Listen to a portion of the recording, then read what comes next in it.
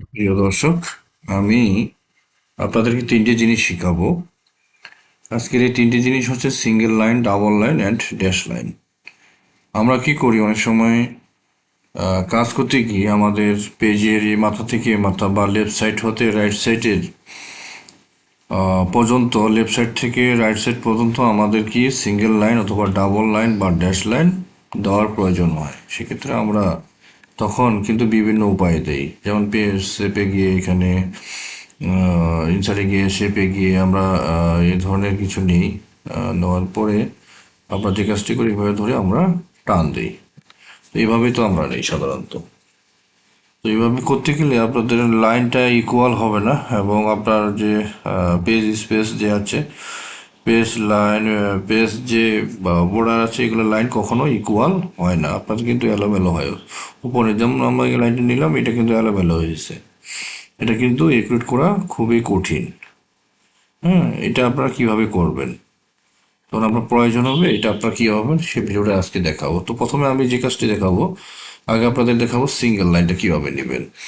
আপনার যখন single line নিতে যাবেন, তো আপনার যে ড্যাশ আছে, ড্যাশটা আপনি ড্যাশের তিনটা ড্যাশ করবেন, কিন্তু আপনার সবসময় মনে রাখবেন আপনি যেখানে নিবেন ড্যাশের যে এই তিনটা নিবেন, এর উপরে কিন্তু আপনার সিঙ্গেল লাইনটা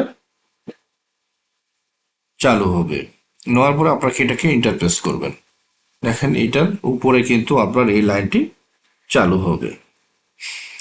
পেজ স্পেস আপনার যতটুকু আছে, এই বর্ডার এই এই অনুযায়ী, সেই অনুযায়ী কিন্তু লাইনটি নেবে। আচ্ছা, এরপরে দেখবেন আমি ডাবল লাইনটি দেখাচ্ছি। ডাবল লাইনটি নিতে গেলে আপনারা যে কাজটি করবেন, আপনার যে ইকুয়াল আছে, ইকুয়াল তিনটা ইকুয়াল প্রেস করবেন। প্রেস করে আবার ইন্টার প্রেস করবেন, তার উপরে দেখবেন ডাবল লাইন হয়ে গেল। এরপরে আমি একটু নিচে আসি, আমি একটু যে জিনিসটি দেবো ড্যাশ লাইন। ড্যাশ লাইন নিতে গেলে কি করবেন, আপনার যে ফটা ফটা ফটা ফটা ফটা করে যে লাইনটি হয়, সেটা কি করবেন, এটা স্টার চিহ্ন দেবেন, তিনটা স্টার চিহ্ন দেওয়ার পরে আপনাকে ইন্টার প্রেস করবেন। প্রেস করার পর দেখেন আপনাদের এটা কিন্তু হয়ে গেছে। আপনারা কিন্তু দেখেন ড্যাশ ড্যাশ ড্যাশের লাইনটা হয়ে গেছে। তো এইভাবে আপনারা কিন্তু আপনাদের সিঙ্গেল লাইন, ডাবল লাইন এবং ড্যাশ লাইন কিন্তু আপনারা এইভাবে নিতে পারেন। তো এই ছিল আজকের ভিডিওতে। ধন্যবাদ সকলকে।